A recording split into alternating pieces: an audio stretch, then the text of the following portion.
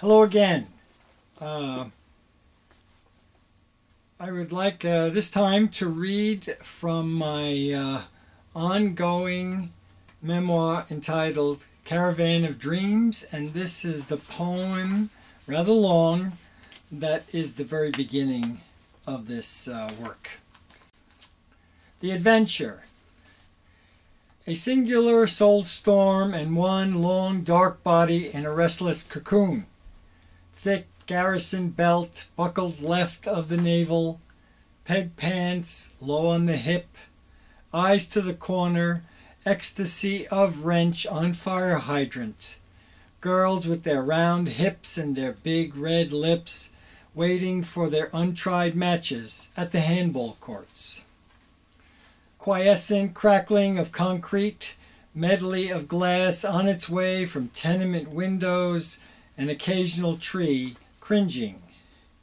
The great drum of traffic, the rhythm of men on the way with their blood-red glands, dark and smokeful starless night, sounds of the sirens, the breathing of deadbeats, and the soft silent murder by the penny arcade. Behind the cubicles and the dust, humans attempt some caressing, are sent to the hospitals to multiply. Behind the singular window a young one sits, drawn to the great white sheets of rain against the gray of bricks and sky. Drawn to the books in the library, books on dung beetles and mysterious diseases. Under his woeful, curious eyes, great hordes of rabid squirrels pursue him in the park. Black desires follow in the dark. Many conquered beneath his sheets, many mysteries unbroken, many doors unopened. Beyond the door, guarded by the mask of the father, is the hallway with its urchins under the stairs and 4 flights to the rooftop, to the pigeons and black tar and glass. Antennas sift the air for fantasies, hoodlums hold meetings, much come in wrappers, broken points of needles and hard dry blood. He walks the night between the alleys, under the stars that would brave it.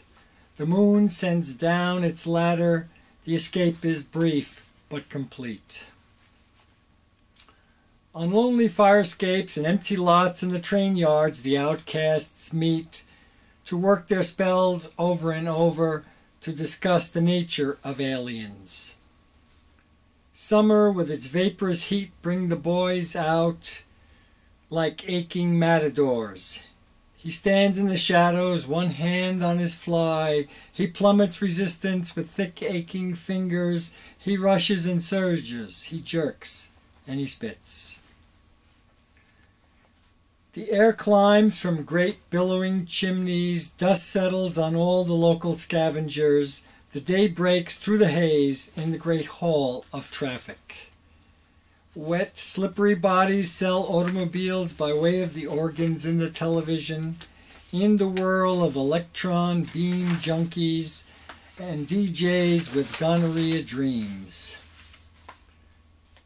Citizens store up their rage in balloons concealed inside their chests, ready, always ready. With the aid of forged steel forceps under the surgeon's lamp, he came to Earth on Wednesday, where one great war lost Nagasaki to the screaming air.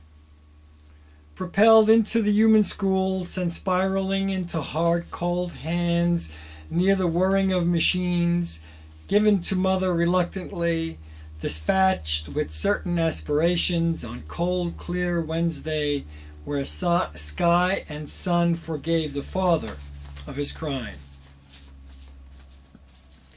Moon through the windows, pulling dark waters of insanity into idle, lonely hearts. He is drawn to the rain, to the window and the silent machine of dusk, to the clouds, the sky, and most of all, the wind. The city encloses the very soul of waiting. The goal forever nebulous, the waiting goes on, leaving its wake of rage and idle frenzy. Ancient mysteries are locked away in coconuts with plain brown wrapping to be uncovered when the first great tide brings the final flood. Meanwhile, at the automat and the skin palace, the news continues. The mourners concerning the death of consciousness move about unnoticed amid the real estate and the clamor. He makes a mockery of the social laws by taking them seriously, with all the weight implied in statues and icons and post office posters. Men and women descend on great escalators, ascend in stainless steel to corridors and cubicles above the street, in the elaborate space of commerce, to watch and guard the fabulous flow of the limitless search for wealth. In every glorious plan of order waits its own particular chaos. Love finds its refuge, pain its purpose. His dreams exist beneath the covers of father's girly magazines. The world appears and reappears. Time is drawn across space, injecting silence everywhere. His eyes are those of the gypsy, silent, dark, and vaporous. The mist off the pavement, the thin air of boredom, and the list in the basement, the sky runs forever across unforgiving streets. The cities and the mountains call like sirens to the hostages in their houses, where good dreams flounder and drought kisses rain. Outside, beneath the awning near the church bazaar, on the side of the highway, thumbs drawn like pistols, one hand on iron, one foot in the prison, mother keeping house at the tenement door. Long beards and baggage and bus station greetings, lives call like sparrows on long, lonely branches, and somewhere the honey of laughter, and somewhere the oozing of sperm.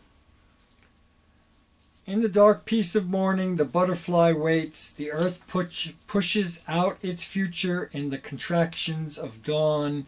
Friends wait in the boulevard, holding thin mirrors. Highways bake in the sun.